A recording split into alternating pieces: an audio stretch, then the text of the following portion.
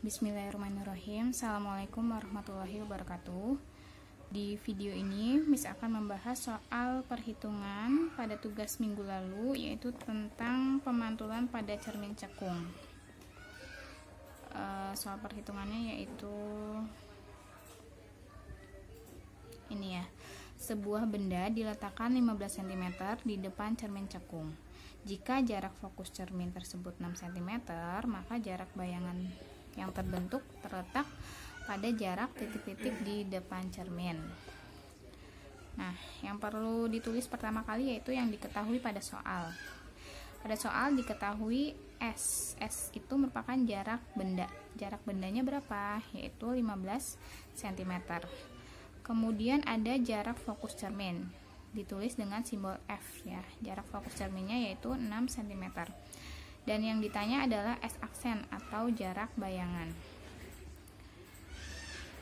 Nah, dari soal ini kita menggunakan rumus hubungan antara jarak benda, jarak bayangan, dan jarak fokus cermin ya, yaitu rumusnya 1/S ditambah 1/S aksen sama dengan 1/F.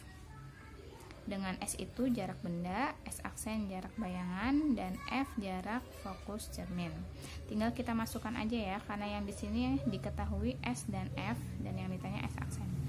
Berarti 1/S-nya berapa?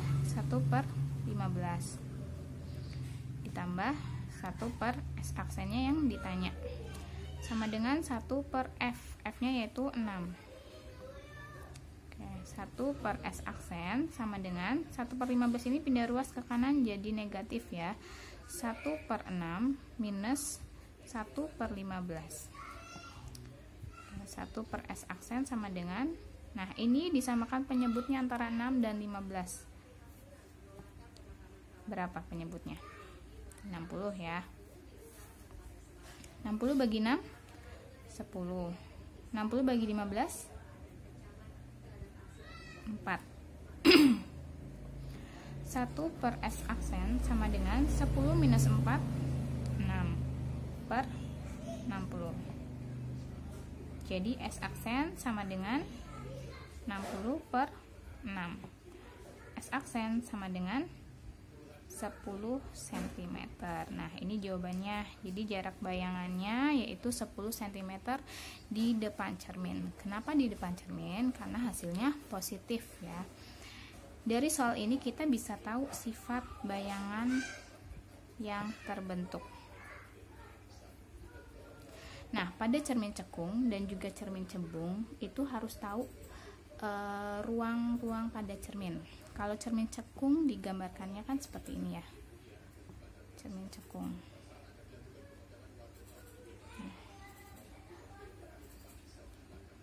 Ini bidang datarnya. Kemudian ada titik fokus. Dan 2 kali titik fokus itu ada titik pusat kelengkungan. Ditulisnya dengan P. Di sini ada fokus. Oke. Di sini titik fokusnya kan 6 cm. Sedangkan jarak bendanya itu 15 cm. Berarti benda itu terletak di mana? Kalau di sini fokusnya 6 cm, berarti 2 kali fokus itu 12 cm. 15 cm kan berarti lebih jauh dari titik pusat kelengkungan. Berarti ada di sini ya bendanya. Di sini bisa gambarkan dengan tanda panah bendanya ya. Oke. Nah, kalian tahu kalau cermin cekung itu memiliki 4 ruang. Ada ruang pertama, itu terletak di antara titik pusat optik dan fokus, ini ruang pertama, dan di antara titik fokus dan titik kelengkungan cermin itu ruang kedua, dan di selebihnya atau lebih jauh dari titik kelengkungan cermin itu ruang 3. Dan di belakang cermin di sini itu ruang 4. Nah, kita bisa tahu letak bayangan itu dari penjumlahan antara ruang benda dan ruang bayangan ya. Ruang benda dan ruang bayangan benda dan ruang bayangan itu jika dijumlahnya 5 ya. Berarti kalau misalnya nih, tadi kan dari soal ini letak bendanya itu terletak di ruang 3. Di ruang 3 ya, misal di ruang 3. Jadi, letak bayangannya di ruang berapa? Kalau hasilnya 5. Di ruang 2 ya.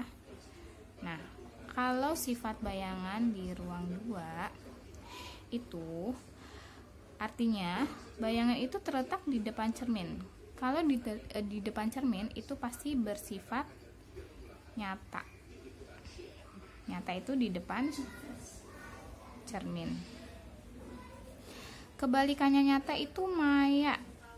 Kalau maya itu berarti benda di belakang cermin. Oke. Nah, sifat kalau benda di bayangan di ruang 2 itu yang pertama nyata ya, karena terletak di depan cermin. Kemudian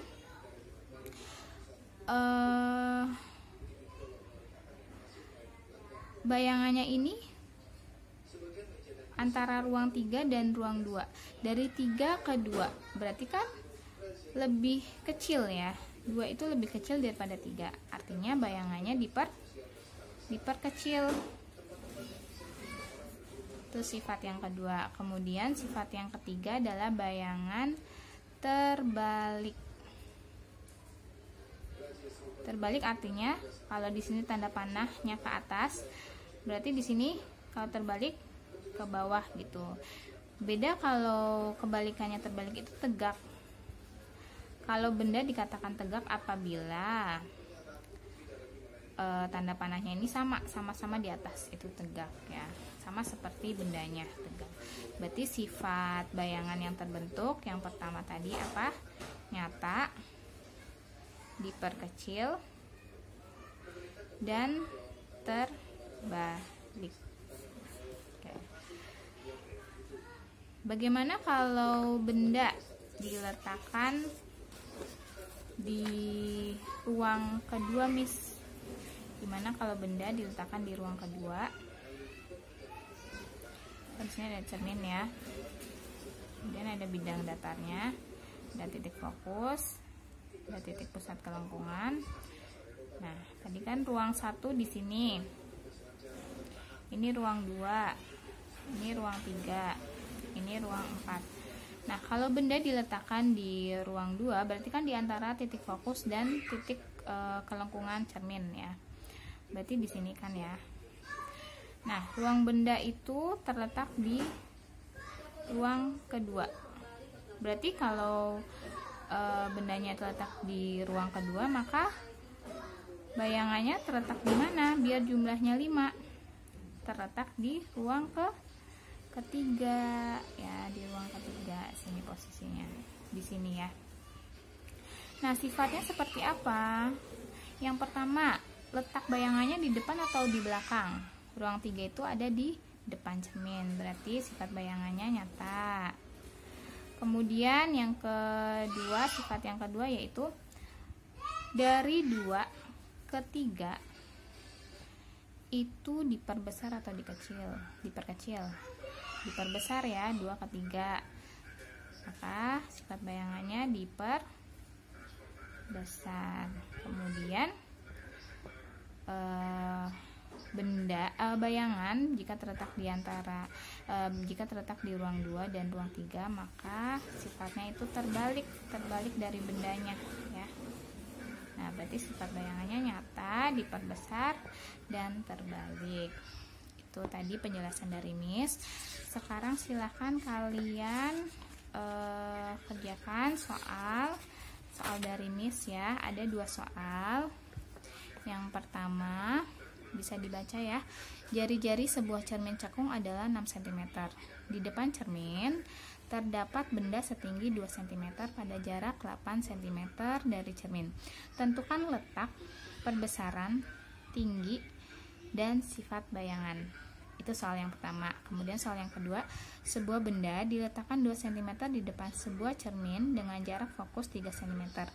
Tinggi benda adalah 2,5 cm. Tentukan letak, tinggi, perbesaran, dan sifat bayangan.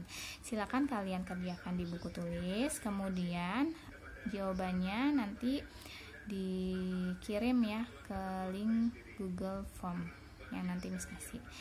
Oke, syukron dari Miss. Assalamualaikum warahmatullahi wabarakatuh.